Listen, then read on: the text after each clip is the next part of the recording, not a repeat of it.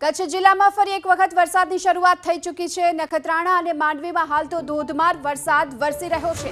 7 inch વરસાદમાં માંડવીમાં જળબંબાકારની સ્થિતિ પણ જોવા મળી રહી છે।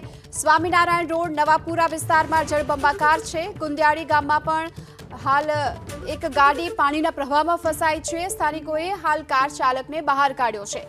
કચ્છમાં પણ હાલ વરસાદી માહોલ યથાવત છે। મુશળધાર વરસાદને લઈ માંડવી જળબંબાકાર થઈ ચૂક્યું છે। આ તરફ નખત્રાણામાં પણ વરસાદની શરૂઆત થઈ છે। જો કે માંડવીમાં 7 ઇંચ વરસાદ વરસી ચૂક્યો છે। અનેક વિસ્તારોમાં પાણી ભરાયા છે। તો આ તરફ ગુંદિયાળી ગામમાં એક કાર પાણીના પ્રવાહમાં ફસાઈ। જો કે હાલ તો કાર ચાલકને સલામત રીતે બહાર કાઢવામાં આવ્યો છે। વધુ વિગતો મેળવવા સંવાદદાતા હર્ષદ ઠાકુર આપણી સાથે જોડાઈ ચૂક્યા છે। હર્ષદ, હાલ તો કચ્છ જિલ્લામાં વરસાદને લઈને શું સ્થિતિ? જિલ્લાના મોટાભાગના વરસાદી માહોલ જે છે તે જોવા મળી રહ્યો છે। ખાસ કરીને વાત કરવામાં આવે કચ્છના નખત્રાણા, માંડવી, અબડાસા સહિત તાલુકાના ગ્રામ્ય વિસ્તારમાં ધોધમાર વરસાદ વરસી રહ્યો છે। આજે વહેલી સવારથી જ માંડવીમાં ધોધમાર વરસાદ અને નખત્રાણાના ગ્રામ્ય વિસ્તારમાં ધોધમાર વરસાદ જે છે તે વરસ્યો છે। ખાસ કરીને વાત કરવામાં આવે તો માંડવીમાં અત્યારે 7 ઇંચ જેટલો વરસાદ જે છે તે ખાબકી ચૂક્યો છે। તો બીજી તરફ નખત્રાણામાં પણ મુશળધાર વરસાદ પડતા માર્ગ વ્યવહાર જે છે તે પણ સંપર્ક બંધ થયા છે। અમુક ગામ જે છે તે સંપર્ક વિહોણા થયા હોવાના પણ સમાચાર હાલ સામે આવી રહ્યા છે। હર્ષદ, હું આપની પાસે આવીશ। આપણી સાથે હાલ તો માંડવીના સ્થાનિક વિશાલભાઈ ઠક્કર જોડાઈ ચૂક્યા છે। વિશાલભાઈ, શું સ્થિતિ જોવા મળી રહી છે માંડવીમાં? 7 ઇંચ વરસાદ ખાબકી ચૂક્યો છે, કેટલી મુશ્કેલી? જી બેન, કાલ રાતથી 3 વાગ્યાથી ખૂબ જ ધોધમાર વરસાદ માંડવી મધ્યે ચાલુ છે। 8 ઇંચથી વધારે અત્યારે વરસાદ પડી ગયો છે। માંડવી સિટીની બાજુમાં ગુંદિયાળી ગામ છે, ત્યાં એક ફોર્ચ્યુનર પણ ડૂબી ગઈ હતી, એટલો વરસાદ છે। અને અત્યારે તમે જુઓ તો માંડવીની જે મહત્વની જે મેન નદી છે, રૂકમાવતી નદી, એનામાં પણ ખૂબ પૂરજોશથી પાણી આવી રહ્યું છે અને હજી પણ ભારે વરસાદ અત્યારે પણ ચાલુ જ છે। જી વિશાલભાઈ, જે ગાડીમાં એક વ્યક્તિ પણ ફસાયેલા હોવાની પણ માહિતી હતી, તો આ વ્યક્તિને કઈ રીતે બચાવવામાં આવ્યો? આ વ્યક્તિને ગ્રામજનો અને સાથે અમુક જાગૃત લોકોએ ધીમે ધીમે અંદર જઈ અને બહાર કાઢ્યા છે અને એમને સુરક્ષિત બચાવી લીધા છે। જે ગુંદિયાળી ગામ ખાતે કઈ જગ્યા પર આ વ્યક્તિ એકચ્યુઅલી ફસાઈ ગયા હતા? શું ઘટના બની હતી? ગુંદિયાળી ગામની પહેલા નદી આવે છે, ત્યાં નદીની બાજુમાં ફૂલ પૂરજોશથી પાણી જઈ રહ્યું હતું, ત્યાં ગાડી ફસાઈ ગઈ હતી। જી વિશાલભાઈ, આપ જ્યાં છો ત્યાં શું સ્થિતિ છે? આપની આસપાસના જે વિસ્તારો છે ત્યાં પણ શું સ્થિતિ જોવામાં આવી રહી છે?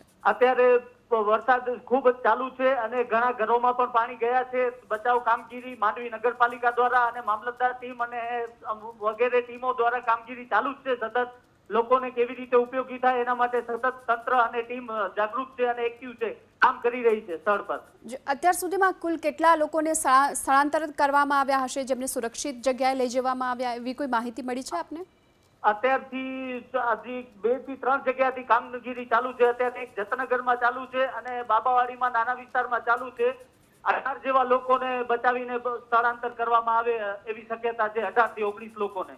જી, આપ અમારી સાથે જોડાયા, માહિતી આપી એ બદલ આપનો આભાર। તો હાલ જે પ્રકારે માંડવીમાં સ્થિતિ જોવા મળી રહી છે જળબંબાકારની, 7 ઇંચ વરસાદ ખાબક્યો અને તેના કારણે ઠેર ઠેર પાણી ભરાયેલા જોવા મળી રહ્યા છે। હાલમાં તો પ્રશાસન તરફથી જે વિસ્તારોમાં લોકો ફસાયા છે ત્યાંથી તેમને સુરક્ષિત સ્થાને લઈ જવાની કામગીરી પણ શરૂ કરી દેવામાં આવી છે। ગઈકાલ રાતથી જ વરસાદની શરૂઆત અને હજુ પણ વરસાદ વરસી રહ્યો છે અને એવામાં મોટા ભાગના વિસ્તારો અત્યારે પાણીમાં ગરકાવ છે। જળબંબાકારની સ્થિતિ જોવા મળી રહી છે। બીજી તરફ માંડવીના આસપાસના ગ્રામ્ય વિસ્તારોની આ જ પ્રકારની સ્થિતિ છે। નદી નાળાઓમાં પણ સતત પાણીનો હાલ પ્રવાહ જોવા મળી રહ્યો છે। એવામાં ગુંદિયાળી ગામ નજીક પસાર થતી એક નદીના કોઝવે પરથી જ્યારે એક કાર ચાલકે આ કોઝવેને પાર કરવાની કોશિશ કરી તો એ દરમિયાન કાર ચાલક ત્યાં ફસાયો હતો, પરંતુ સારી વાત એ રહી કે ગ્રામજનોને તે બાબતની જાણ થતાની સાથે સ્થાનિકો ત્યાં દોડી આવ્યા હતા અને ત્યારબાદ કાર ચાલકને સહી સલામત રીતે બહાર કાઢવામાં આવ્યા। જે દ્રશ્યો અહીં સામે આવી રહ્યા છે નખત્રાણા, આ સાથે જ શિવનગર, સ્મશાન રોડ અને અમરગઢ હાઈવે, આ તમામ વિસ્તારો જે અત્યારે પાણીમાં ગરકાવ જોવા મળી રહ્યા છે। શિવનગરમાં લોકોના ઘરમાં પાણી ઘૂસી ગયા છે, જેને લઈને લોકોને પારાવાર મુશ્કેલીનો સામનો કરવાનો વારો આવી રહ્યો છે। આ તરફ માંડવીમાં જે 7 ઇંચ વરસાદ ખાબક્યો છે, આસપાસના ગ્રામ્ય વિસ્તારોમાં પણ ધોધમાર વરસાદના કારણે જળબંબાકારની સ્થિતિ છે। મોટા આસંબિયા, નાના ભાડિયા અને ભાડિયામાં પણ આ જ પ્રકારની સ્થિતિ જોવા મળી। જો કે ભાડિયામાં તો કરા સાથે વરસાદ ખાબક્યો છે। આ તરફ નાના ભાડિયામાં જે સ્થાનિક નદી છે ત્યાં પણ ઘોડાપૂરની સ્થિતિ જોવા મળી રહી છે. મોટા આંબસિયામાં પણ સતત પાણીનો પ્રવાહ નદીમાં વહેતો હોય એ પ્રકારના દ્રશ્યો પણ સામે આવી રહ્યા છે.